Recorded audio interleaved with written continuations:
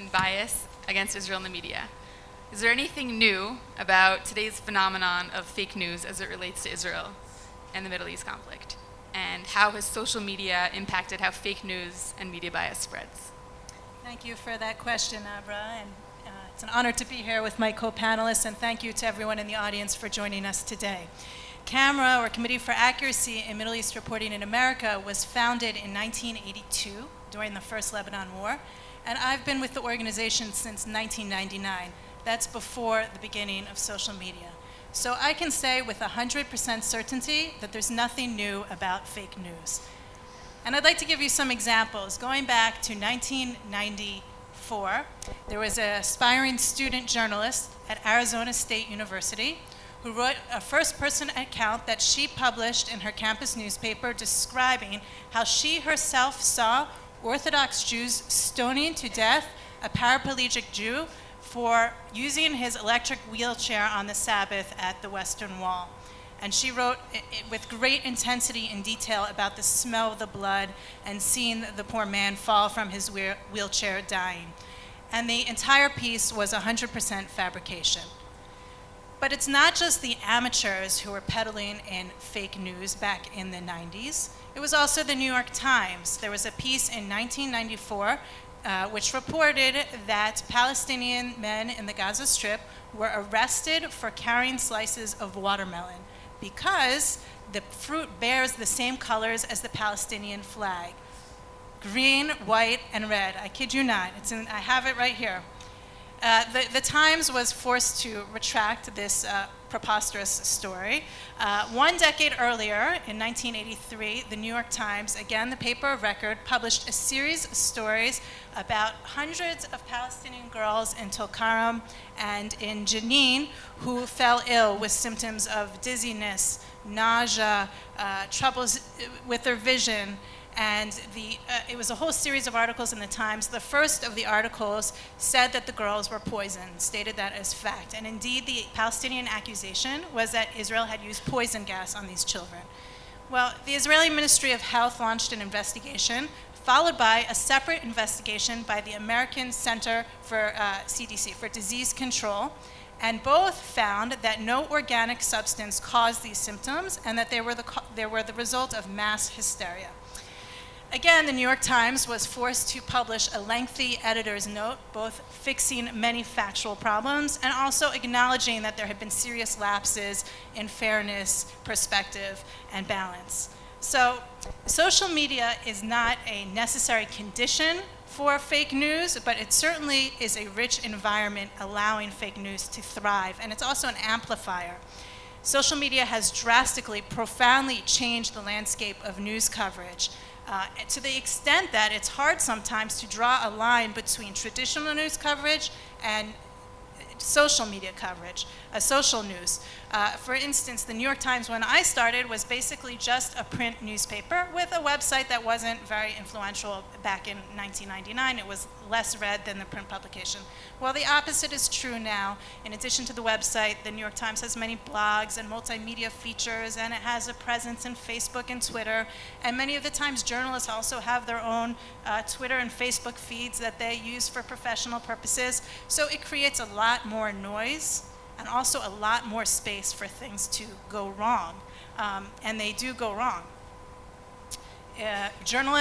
Mainstream traditional journalists are increasingly relying on Twitter, and this can be detrimental when they use Twitter in place of actual reporting and fact-checking. And I'll give you a couple of examples. In 2012, the conflict between Israel and Hamas in the Gaza Strip, November, a social media activist from the Gaza Strip tweeted a photograph of a gravely wounded girl, and he wrote with it, "Pain in Gaza." John Donison, who was a reporter with the BBC, retweeted that image to his nearly 8,000 followers, and he added "heartbreaking." And it was retweeted 95 times, so it reached an untold number of who knows how many people. But the girl in the photograph was not Gazan, she was not Palestinian, she was not located in the Gaza Strip. She was a Syrian child who had been injured a month earlier in that brutal conflict.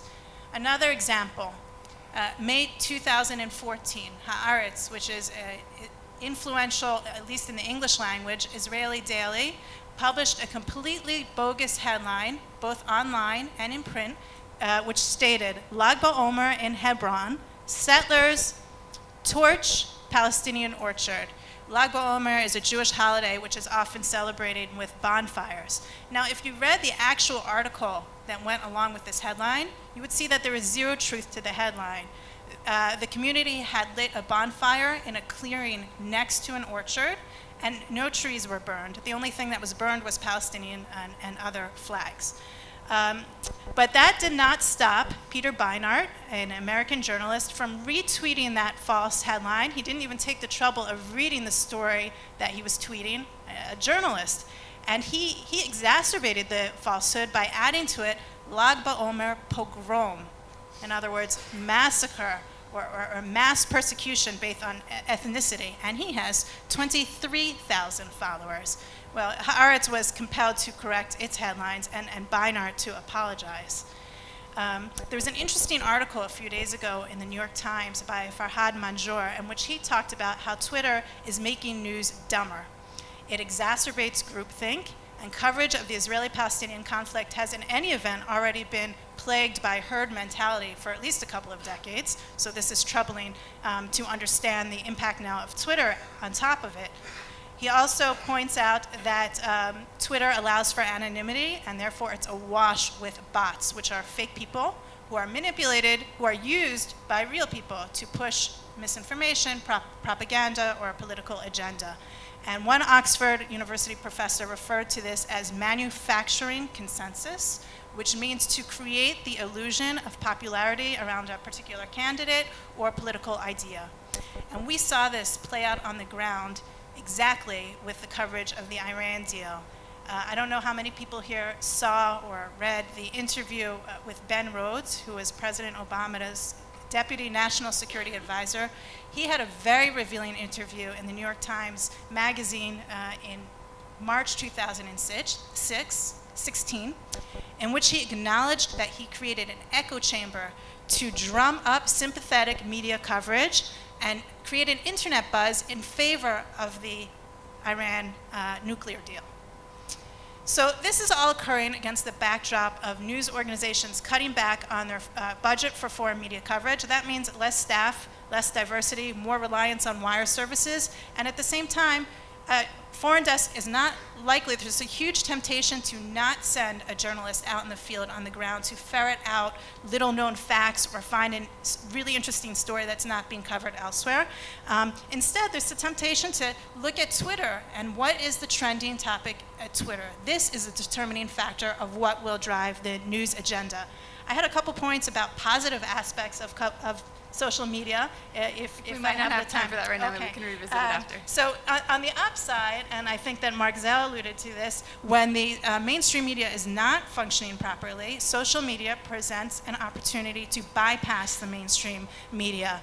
And for instance, if the mainstream media narrative is that Israeli commandos are attacking Turkish peace activists who are doing nothing but bringing badly needed humanitarian aid to break an illegal siege on the Gaza Strip, and the Israeli army has information showing otherwise. It did provide that information to the public through social media.